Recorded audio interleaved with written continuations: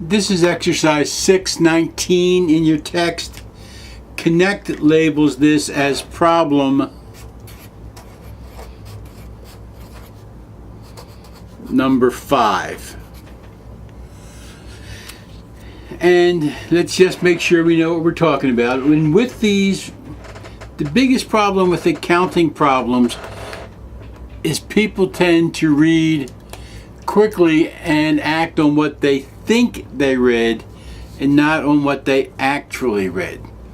I'm a big believer in multicolored markers and highlighters. As you can tell, I have them in just about every color made, I believe. So let's see what we have here. They paid cash, that's important, it's always important, to acquire the assets of an existing company. Okay, so this is Smith Company buying Jones Company.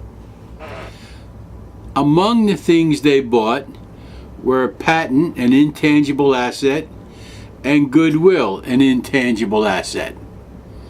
Now, goodwill is the excess of purchase price over the fair value of the assets. Suppose you had a restaurant, and it was really a wonderful restaurant. It was a world-class restaurant. But it's a restaurant, and as those of you know who've ever worked in a restaurant, you have a lot of stuff, but it's not worth a lot. I mean, you have dishes and plates and pots and pans, but it's not worth a lot. Maybe you have a total of $1 million worth of stuff. Now, I never worked in a restaurant, so I am clearly making this up. So the assets are worth $1 million. But if you have a world-famous restaurant and people travel from all over the world to eat at your restaurant, you're not going to sell it to me for $1 million. You might sell it to me for $10 million. That's the sales price.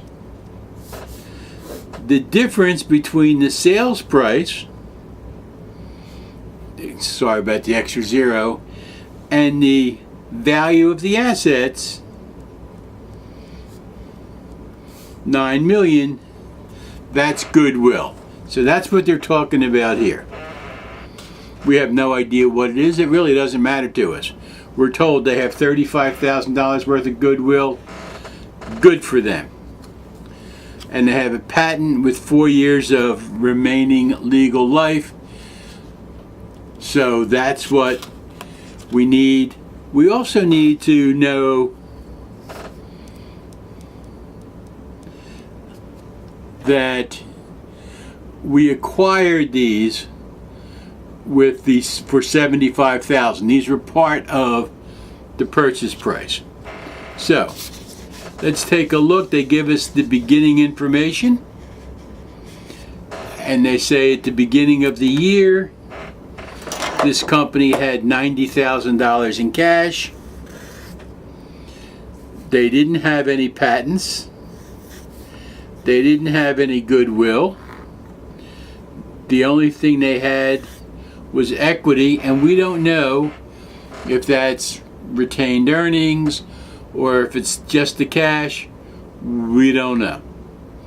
All we know is beginning of the year, that's what we had.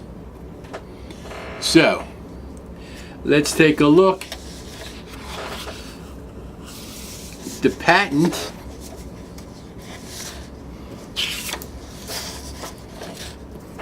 we're amortizing. It's got 4 years left on its life. So the patent was worth $40,000. We're getting 4 years of life left. We're going to amortize, use up, get the benefit of that patent worth about $10,000 worth of benefit per year. So every year we're going to reduce the value of the patent and recognize patent expense.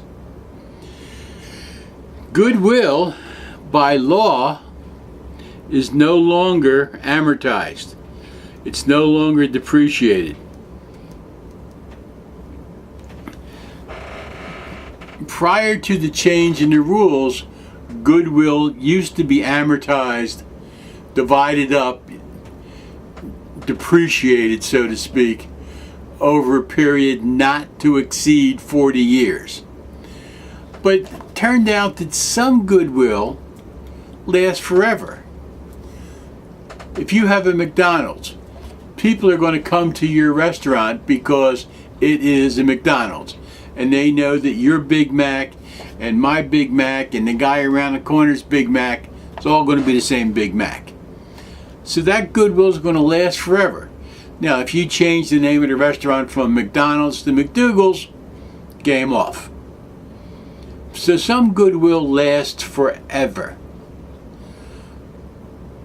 But what you need to do, and you'll never do this, you'll hire some fool like me to do this, is you will design some periodic test of impairment.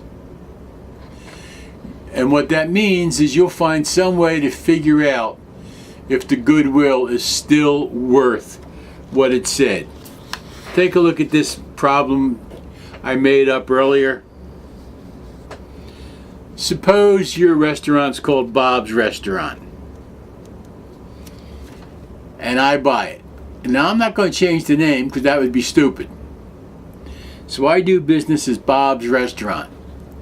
Well, the first several years, people come in and say, "How's Bob?" And I say, "Oh, he's doing just great." They say, "Where is he?" I say, "Oh, I got him back in the kitchen cooking." "Oh, tell him I said hi." Over the period of years, fewer and fewer people will come in and ask about Bob. At the end of a period of years, 10 years, 20 years, nobody knows how long, nobody's going to come in and ask about Bob. They're going to come in and say, "Who the hell was Bob, and why is this called Bob's Restaurant? Your name's Charlie." Well, when that happens, I no longer have any goodwill. But sometime between when I bought Bob's Restaurant and when I moved to Who the Hell's Bob, I used up that goodwill. Does that sound pretty fishy and almost impossible to figure out with any accuracy? Of course it does. That's why you hire fools like me. You make a lot of money and then we can charge you some. So, let's take a look at this. We started with $90,000 in cash. And we didn't have any patents. And we didn't have any goodwill. Our equity was only $90,000. I'm assuming that's just the cash. We had none of these guys. Now, we bought this building, we bought these assets for $75,000, and they told us cash.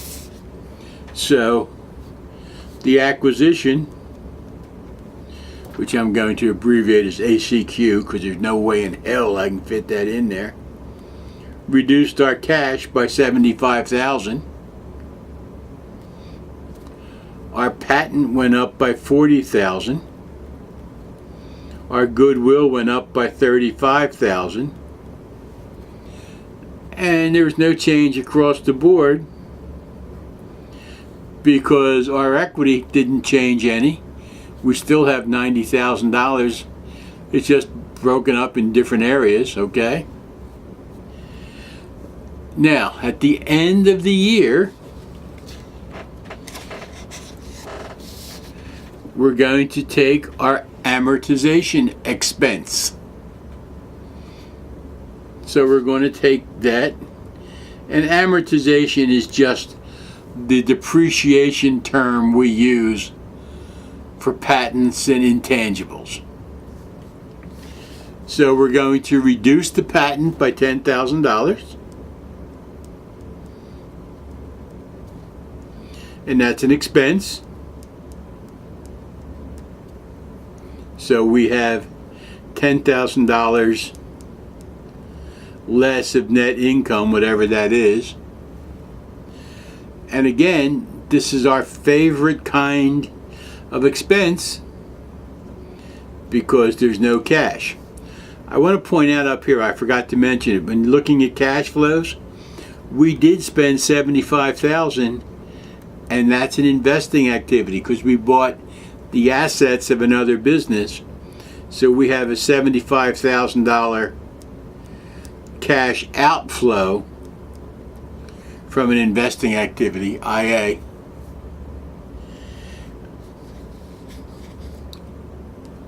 And goodwill, we do nothing.